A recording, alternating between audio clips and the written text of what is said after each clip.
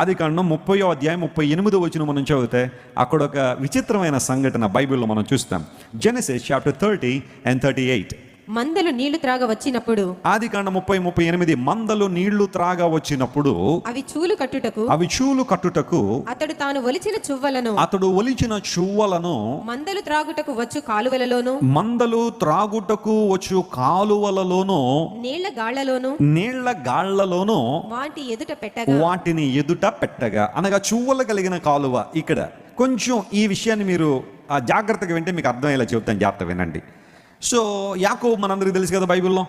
యాకోబు గారి మామగారి పేరేంటి చెప్పండి?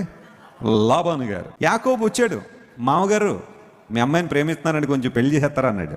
అదేంటి బాబు తప్పనిసరిగా అని చెప్పి పెళ్లికి ఏర్పాట్లన్నీ చేసేశారు. యాకోబుని పెళ్లి పీటల మీద కూర్చోబెట్టేశారు. రాత్రి వేళ పెళ్లి చేశారు. ఉదయం చూసుకునేసరికి ఆమె ప్రేమించిన అమ్మాయి కాదు, వాళ్ళ అక్క ఉంది ఆ ప్లేస్లో. రాహేల్ని ప్రేమించాడు, కానీ లాబాను గారు వాళ్ళ అక్కని తీసుకొచ్చి పెళ్లి చేశాడు, లేయని పెళ్లి చేశాడు. మామగారు ఏంటి మోసం అన్నాడు. మోసం కాదు, నేను మా దేశ ఆచారం అది. మరి పెద్ద అమ్మాయికి పెళ్ళి అవ్వకుండా చిన్న అమ్మాయికి ఎలా చేయమంటావు, కుదరదు కాబట్టి కొంచెం ఏం అనుకోకుండా అడ్జస్ట్ అయిపోయినాడు. అడ్జస్ట్ అవ్వడం ఏంటండి? నేను ప్రేమించిన అమ్మాయి ఏమో రాహేల్ అయితే నువ్వు లేయని కట్టేసి అడ్జస్ట్ అవ్వమంటావేంటి? నాకు మళ్ళీ రాహేల్ కావాలంటే 7 సంవత్సరాలు నా దగ్గర ఉద్యోగం చేసాయి అన్నాడు. రాహేల్ మీద ఉన్న ప్రేమతో మరలా 7 సంవత్సరాలు కొలువు చేశాడు. మరి ఇద్దరు భార్యలు పోషించాలంటే మరి ఎంతో కొంత ఆస్తి ఉండాలి కదా. ఒకళ్ళు పోషించడం ఈ రోజుల్లో చాలా కష్టంగా ఉంటే, యాకోబు గారు ఇద్దరు పోషించాలంటే పరిస్థితి ఎలా ఉంటుంది మరి? సో డబ్బులు కావాలి కదా. వెల్త్ కోసం, ఆస్తి కోసం, మందల కోసం ఇంకొక 6 సంవత్సరాలు. అంటే యాకోబు జీవితంలో అత్యంత పటిష్టమైన, లేదా ఒక మాటలో చెప్పాలంటే ప్రొడక్టివ్ ఇయర్స్ అన్నీ కూడా. అతను చాలా కష్టించి పనిచేసే ఆ సమయం అంతా కూడా ఇద్దరు భార్యల కోసం, మంద కోసం కొలువు చేసేసాడు. ప్రయాసపడ్డాడు, ఇబ్బంది పడ్డాడు. 20 సంవత్సరాలు కొలువు చేశాడు. అయితే ఒక రోజున ఈ చివరి గడియల్లో, అంటే 6 సంవత్సరాల చివరి ఆ కొలువులో లాబాను గారు చాలా రూడ్గా ప్రవర్తిస్తున్నారు అల్లుడు గారితో. కొంతమంది మామవాళ్ళు ఉంటారు, ఒకళ్ళొకళ్ళు మోసం చేసుకునే వాళ్ళు ఉంటారు. మామగారు ఏమో అల్లుడిని మోసం చేస్తూ ఉంటారు, అల్లుడు గారు ఎవరిని మోసం చేస్తూ ఉంటారు? మామగారిని మోసం చేస్తూ ఉంటారు. ఈ ఆదర్శ మామవాళ్ళు కొంతమంది కనబడుతూ ఉంటారు ఆయా ప్రాంతాల్లో.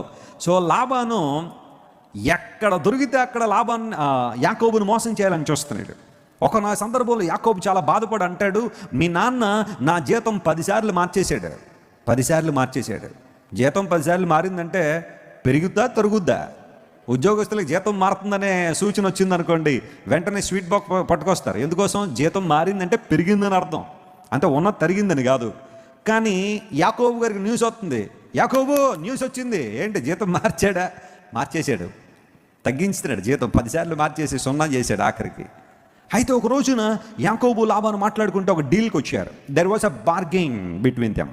వారిద్దరి మధ్య ఒక డీల్ కుదురుతూ ఉంది. ఏమన్నాడంటే, లాబాను అంటున్నాడు, నా ద్వారానే నువ్వు ఎంత అభివృద్ధి చెందుతున్నావు, నా కనుదృష్టి ఉండబట్టే, నా అనుగ్రహాన్ని బట్టి నువ్వు ఎంత అభివృద్ధి చెందుతున్నావు అంటే, యాకోబు అన్నాడు, నో, నేను దానికి ఒప్పుకోను. అయితే ఒక పని చేద్దాం, ఈరోజు నేను మరలా నీకు కొలువు చేస్తాను, నువ్వు నన్ను ఒక మాట నీకు చెబుతాను, దానికి లోబడాలన్నాడు.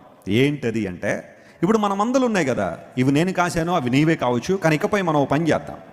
ఈ మందలన్నిటిలో కూడా చుక్కలున్నవి, లేదా పొడలున్నవి, చారలున్నవి, గొర్రెల్లో నలుపువి, మేకల్లో కూడా చారలు పొడలు అన్నీ ఉన్నాయి కూడా, అవి నాకు జీతం అవుతాయి, నాకు ఇచ్చేసాయి. అవన్నీ పర్ఫెక్ట్గా ఉన్నాయి, అన్నీ కూడా తెల్లగా ఉన్నాయి. నీ పేరు తెల్లని కదా అందుబడి, తెల్లని గొర్రెలు, తెల్లని మేకలు అలాంటివి ఏమన్నా ఉంటే అవన్నీ నువ్వు తీసుకో, ఇవన్నీ నాకు ఇచ్చేసాయి. డీల్ బాగుంది అన్నాడు. చాలా బాగుంది అల్లుడా, నువ్వు ఎంత చక్కగా ఆలోచిస్తావు అనుకోలేదని. అప్పుడు లాబాను ఏం చేశాడు తెలుసా? ఒక రోజున యాకోబు ఎప్పుడైతే డీల్ కుదుర్చుకున్నాడో, మన మందలన్నీ ఒక రోజున చూద్దాం, లెక్క పెడదాం. అప్పుడు మంచిగా ఉన్నవన్నీ నువ్వు తీసుకో, తెల్లగా ఉన్నవి లేకపోతే ఫుల్ కలర్ ఉన్నవన్నీ కూడా నువ్వు తీసుకో, చారలు పొడలు అంటే స్పాట్స్ ఇవన్నీ ఉన్నాయని నేను తీసుకుంటాను, గొర్రెల్లో నల్లగా ఉన్నాయి కూడా నాకు ఇచ్చేసాయి అని అనగానే ఇప్పుడు లాబాను ఆలోచన చేస్తున్నాడు, ఈ డీల్ బాగానే ఉంది, కానీ మా అల్లుడి గారిని ఇందులో బాగా నష్టపరిచేయాలనే ఆలోచనలో తన కొడుకులందరినీ పిలిచి, అరే మీరేం చేస్తారంటే ఆ మందల్లో పొడలున్నవి, చారలున్నవి, గొర్రెల్లో నల్లగా ఉన్నవి అన్నీ కూడా వేరు చేసేసి 3 దినాలు అంత దూరం తీసుకుపోండిరా అన్నాడు. అంటే ఎంత క్రూయల్గా, ఎంత వికిడిగా ఆలోచన చేశాడంటే, యాకోబుకి చివరికి ఏదీ మిగలకూడదు అనమాట. అది ఒక్క గొర్రె కూడా, ఒక్క మేక కూడా యాకోబు మిగలకూడదు. మనం బాగా ఆలోచన చేసి చేద్దాం. మీరేం చేస్తారంటే, యాకోబు ఏదైతే నాకు కావాలనుకున్నాడో వాటిని దూరం తీసుకెళ్ళిపోయాడు, 3 రోజులు దూరం తీసుకెళ్ళిపోండి అన్నాడు. వెంటనే కుమారులు గవ్వగా వచ్చారు, పొడలు ఉన్నాయి, చారులు ఉన్నాయి, అన్నీ పట్టుకొచ్చి దూరం తీసుకుపోయారు. ఇంకా యాకోబు దగ్గర ఉన్నాయి ఏంటంటే పర్ఫెక్ట్గా ఉన్న కలర్ ఏవైతే ఉన్నాయో, complete white colour, complete colour ఏవైతే ఉన్నాయో అవి మాత్రం ఉంచేశాడు. ఇప్పుడు వీటి పిల్లలు అన్నీ కూడా అలాగే పుడతా ఉంటాయి. ఇంకా మళ్ళీ ఏవి కూడా చారలు పుట్టే అవకాశం ఉండదు, ఏవి కూడా పొడలు పుట్టే అవకాశం ఉండదు. జీన్స్ అనేవి మనలో ఉంటాయి కదా. ఇప్పుడు మన జీన్స్ మన పిల్లలకు వచ్చినట్టుగానే జంతువులు కూడా అలాంటివే. ఒక జిరాఫ్లు పుడుతూ ఉంటాయి. ఎందుకోసం అంటే జీన్స్ అలాంటివి కాబట్టి, వాటి మీద ఉన్న మచ్చలు ఇవన్నీ కూడా. సో ఇప్పుడు ఇక్కడ ఉన్న గొర్రెలు కానీ ఇవన్నీ కూడా పర్ఫెక్ట్గా ఉన్నాయి కాబట్టి, ఒకే కలర్లో ఉన్నాయి కాబట్టి దానికి వచ్చే పిల్లలన్నీ కూడా మరలా అదే కలర్లో వచ్చే ఛాన్సెసే ఉంటాయి తప్ప పొడలు చారలు వచ్చే ఛాన్సులు మనకు ఉండవు. ఒక పర్ఫెక్ట్గా ఉండే కంప్లీట్ కలర్ ఉన్న గొర్రె, ఒక చారల గొర్రె ఒకవేళ కలిస్తే పుట్టే పిల్లలు ఒకవేళ చారలు వస్తాయేమో, పొడలు వస్తాయేమో. అందును బట్టి లాభాన్ని ఏం చేశారో తెలుసా, అవన్నీ దూరం చేసేయంటారా. ఇప్పుడు ఎన్నున్నా కానీ మరలా వాటి లాంటి పిల్లలే పుట్టేస్తుంటాయి కాబట్టి కష్టమేమో యాకోబు మిగిలిపోద్ది, ప్రొడక్ట్ అంతా మనకు మిగిలిపోద్ది అనుకున్నాడు. ఏమంటే ఈ ప్లాన్ మంచిదేనా? ఇది తప్పు కదా, యాకోబుని మోసం చేయడమే కదా. ఈ సందర్భంలో అప్పుడు చేసిన పని ఏంటంటే, యాకోబు ఓకే ఇలా చేశాడని యాకోబు కృంగిపోలేదు. అతను చేసిన పని ఏంటంటే, నేను అనుకుంటాను దేవుని సన్నిధిలో ప్రార్థన చేసి ఉంటాడు, ప్రభువా నాకు నువ్వు సహాయం చేయి, నీవు నన్ను ఆశీర్వదిస్తున్నాను వాగ్దానం చేశావు, బేతేలు దగ్గర నాకు ప్రామిస్ చేశావు, నేను నీతో ఉంటాను, మరలా ఈ ప్రాంతాన్ని తీసుకొచ్చేంతవరకు నీతో ఉంటానని వాగ్దానం చేశావు. నీ వాగ్దానాన్ని క్లెయిమ్ చేసి ప్రార్థన చేసుకుని యాకోబు ప్రార్థన చేసుకుని అతను చేసిన పని ఏంటంటే, ఆ గొర్రెల మేపే దగ్గర ఒక కాలువ ఉందట. ఆ కాలువ దగ్గరికి వచ్చేసరికి కొన్ని చువ్వలను పట్టుకొచ్చాడు. అంటే లేత మొక్కలను కొన్ని తీసుకొచ్చి వాటి పైన ఉన్న ఆ తోలంతా ఒలిచేసి పీల్ చేసేసి ఆ చువ్వలన్నీ కూడా వాటర్ మీద పెట్టాడు. ఆ నీళ్ల మీద పెట్టేసరికి గొర్రెలు ఎప్పుడు కూడా అవి నీటిని చూస్తూ ఉంటే చారలుగా కనబడతా ఉన్నాయి. కనబడుతున్నప్పుడు అవి చూలి కట్టినప్పుడు వాటి పిల్లలట చారలు కలిగిన పిల్లలుగా పుట్టేస్తున్నాయట, పొడలు కలిగిన పిల్లలు పుడుతున్నాయట. అంటే ఈ రోజున సైన్స్కి కూడా ఇంకా అర్థం కాని ఒక విషయం, జేకబ్స్ మెథడాలజీ మీద ఎప్పటికీ కూడా రీసెర్చ్ జరుగుతూ ఉంది. ఒక గొర్రె కానీ లేకపోతే మరొకటి ఏదైనా కానీ అది చూలు కట్టినప్పుడు తదేకంగా దేన్ని ఏదైతే చూస్తూ ఉంటుందో అలాంటి పరిస్థితుల్లోనే పిల్లల్ని కలిగి ఉండడం అనేది జేకబ్స్ మెథడాలజీ కొన్ని వేల సంవత్సరాల క్రితం యాకోబుకి ఆలోచన ఎలా తట్టిందని ఎప్పటికీ కూడా శాస్త్రవేత్తలు ఆశ్చర్యపోతూనే ఉంటారు. ఆ సందర్భంలో ఆ గొర్రెల ముందు అంతా కూడా చారలుగా ఆ దృశ్యాలన్నీ పెట్టేసరికి అవి చూలు కట్టిన తర్వాత పిల్లలు పడతా ఉంటే అవన్నీ కూడా చారల పిల్లలాగా పుడుతున్నాయట. ఆశ్చర్యపోయాడు అందరూ కూడా. ఇప్పుడు లాభాన్ని ఏవైతే ఉంచాడో అవి అలాగే ఉన్నాయి, యాకోబుకి వచ్చినవన్నీ ఏమైపోతున్నాయి ఇంకా ఆ తర్వాత నుండి.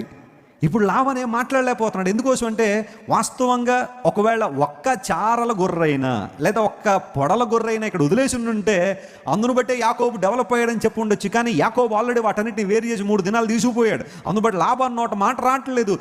ఇన్ని గొర్రెలు ఎలా వచ్చేసినాయిరా, మనవి మాత్రం అలాగే ఉన్నాయి, యాకోబు సంపద మాత్రం బాగా పెరిగిపోయింది, ఏంటి సంగతి? అక్కడ యాకోబు జ్ఞానం అని కానీ శక్తి కానీ నేను మాట్లాడడం లేదు, అది కంప్లీట్గా దేవుని కృప మాత్రమే. దేవుని నామమున స్తోత్రం కలుగును గాక. హల్లెలూయా. ఒక మాటల చెబుతాను అనుకుంటారా, ఆ కాలువ దగ్గర యాకోబు ఏం చేయబడ్డాడు? ఆశీర్వదించబడ్డాడు. మోసం చేయాలనుకున్నాడు లాబాను, కానీ దేవుడు యాకోబు పక్షంగా నిలబడ్డాడు.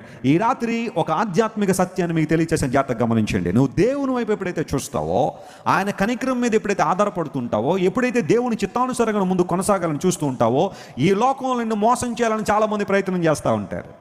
వాళ్ళు ఎక్కడో ఆఫ్రికా నుండి దిగిరారు, ఎక్కడో కర్ణాటక నుండి దిగిరారు మోసగాళ్ళు. కొన్నిసార్లు నీ చుట్టూనే ఉంటారు, నీ చుట్టూనే. నువ్వు ఎవరినైతే నమ్ముతున్నావో వారే బహుశా నీకు మోసం చేయాలని చూస్తారేమో. వారి నీ కుటుంబ సభ్యులు కావచ్చు, నీ బంధువులు కావచ్చు, లేదా నీ దగ్గర పని చేసేవాళ్ళు కావచ్చు, మరొకరు కావచ్చు. నిన్ను మోసం చేయాలనే ఆలోచన చాలా ముందులో ఉందేమో. ఈ రాత్రి దేవుని సేవకునిగా ప్రకటిస్తున్నాను, అలాంటి ఉచ్చుల నుండి, మోసకరమైన క్రియల నుండి దేవుడు మనల్ని తప్పించును గాక. గట్టిగా చెప్పండి ఆమేన్. కారణం ఏంటంటే మనకు తెలియకుండానే చాలామంది మోసం చేయాలనే ప్రయత్నం కొంతమంది చేస్తూ ఉంటారు. అలాంటి విషయాల్లో మనం చాలా జాగ్రత్తగా ఉండాల్సిన పరిస్థితి. లాబాను మోసగాడిగా యాకోబును నష్టపరుద్దామని కష్టమంతా తీసేసుకుని యాకోబు అంతా ప్రయాసపడతాడు, కానీ ప్రతిఫలం మనకే మిగిలిపోద్దని లాబాను మోసయుక్తంగా ఆలోచన చేసి కొడుకులను పంపించి ఆ చారలు పొరలగలిగిన గొర్రెలన్నీ కూడా దూరం చేసి పడేసినా కానీ యాకోబును దేవుడు తన కృప ద్వారా ఆశీర్వదిస్తూనే ఉన్నాడు. హల్లెలూయా. ఒకవేళ ఈ రాత్రి కొన్నింటిని ప్రజలు నీకు దూరం చేస్తున్నారేమో, కొన్నింటిని ప్రజలు నీకు దూరం చేయాలని ప్రయత్నం చేస్తారేమో. ఒకవేళ నీ ఉద్యోగాన్ని దూరం చేశారేమో, నీ కుటుంబాన్ని నీకు దూరం చేసి పడేశారేమో, కొంతమంది నీ పిల్లల ఆప్యాయత నీకు దూరం చేశారేమో. నీకు నీ పిల్లల మధ్య కొన్ని రకాలైన మాటలు చెప్పే బైబిల్ సెలవిస్తూ ఉంది, లుక్ అన్ టు గాడ్, దేవుని వైపు చూడు, ప్రభు నీ పక్షాన్ని నిలబడుతున్నాడు. Where there is no things to be done. అసలు ఏమీ జరగదన్న ఆ పరిస్థితుల్లో కూడా, ఇంపాసిబుల్ అన్న ఆ పరిస్థితుల్లో కూడా దేవుడు యాకోబు పక్షాన అద్భుతం చేసి నడిపించాడు. దేవుని నామమున స్తోత్రం చెప్పండి. హల్లెలూయా. ఇంకొంచెం క్లియర్గా మీకు చెబితే అర్థమైపోద్ది. ఇద్దరు ఫారినర్స్ తెల్లగా ఉన్న వాళ్ళు పెళ్లి చేసుకున్నారు అనుకోండి, వాళ్ళకి నల్ల పిల్లవాడు పుడతాడని ఎవరైనా ఎక్స్పెక్ట్ చేస్తారండి? ఎవరు చేయడానికి లేదు. భార్యాభర్తల్లో ఒకళ్ళు తెల్లగా నల్లగా ఉంటే పోనీ పుట్టేవాడు తెల్లగా నల్లగానే పుడతాడనడానికి, కానీ ఇద్దరు తెల్లగా ఉన్నవాళ్ళు పెళ్లి చేసుకున్నారు అనుకోండి, పుట్టే పిల్లోడు కూడా ఎలా పుడతాడు? తెల్లగానే పుడతారు. ఇప్పుడు యాకోబు దగ్గర జరిగింది ఏంటంటే, ఆ తెల్లని గొర్రెలు లేదా ఒకే కలర్ కలిగిన గొర్రెలన్నీ కూడా కలిగి ఉన్నప్పుడు వాటికి పుట్టే పిల్లలన్నీ కూడా అలాగే పుడతాయని లాభాన్ని ఎక్స్పెక్ట్ చేశాడు. కానీ యాకోబుకు కావలసినట్టుగా ఫేవరబుల్గా పిల్లలు పుట్టడానికి కారణం దేవుని యొక్క సహకారం. యాకోబు కారణం ఏంటో తెలుసా? Hour God is creator God. మన దేవుడు ఎలాంటి వాడు? ఆయన సృష్టికర్త. ఈ కాలువల దగ్గర యాకోబు ఏం చేశాడు తెలుసా? ఆశీర్వాదం పొందాడు. మందల విస్తారం అయిపోవడం మాత్రమే కాదట, బలమైన మందలు వచ్చినాయట యాకోబుకి. ఒక రోజున కబురు పెట్టాడు, మామగారు వచ్చేయండి లెక్కెట్టేసుకుందాం, ఎవరిదాలు తీసేసుకుందాం అనగానే లాభాన్ని చాలా ఆస్తారు, రే బాబు రండి రే, ఇంకా కొంతమంది పనులు పోగేంట్రా, మన గొర్రెలు చాలా ఎక్కువైపోయి ఉంటాయి, అన్నీ తెచ్చేసుకుందామని లాభాన్ గారు వచ్చి చూసేసరికి ఎవరి సంపద ఎక్కువ ఉంది? యాకోబు సంపద ఎక్కువ ఉంది. అన్ని చారలు పొడలు గొర్రెల్లో నల్లవన్నీ కనబడుతున్నాయి. ఒరే మనం వదిలేసి వెళ్ళిన ఎన్ని గొర్రెలరా? 100 డాడీ. ఇప్పుడు లెక్కెట్టంటారు, కనీసం 2000 అయ్యి ఉంటాయా? లేదండి 100 ఉన్నాయండి. లాభాన్ అలాగే ఉంది, కానీ యాకోబు దేవుడు పెంచుకుంటున్నాడు. కారణం తెలుసా? యాకోబు దేవుని మీద ఆధారపడ్డాడు. ఈ రాత్రి depend on God my dear friend. నా ప్రియ స్నేహితుడలా దేవుని శక్తి మీద, ఆయన అనుగ్రహం మీద, ఆయన గొప్పతనం మీద ఆధారపడు. ఎంతమంది నిన్ను మోసం చేయాలనుకున్నా, ఎంతమంది నిన్ను వెనకొక లాగాలనుకున్నా, ఎంతమంది నీకు వచ్చే మంచి వాటిని వెనకొక లాగాలని ప్రయత్నం చేసినా, ఎన్ని రకాల ప్రయత్నాలు చేసి వాళ్ళు సఫరీకృత అయ్యామని చంకలు కొట్టుకున్నా, నీ దేవుడు నిన్ను తన సమయంలో ఆశీర్వదించడానికి ఆయన సిద్ధంగానే ఉన్నాడు. నమ్మిన వారు దేవుడు నామమున స్తోత్రం చెల్లిద్దాం. హల్లెలూయా. Our God is great and you shall receive the power. దేవుని శక్తిని, బలాన్ని నువ్వు పొందుకుంటావు.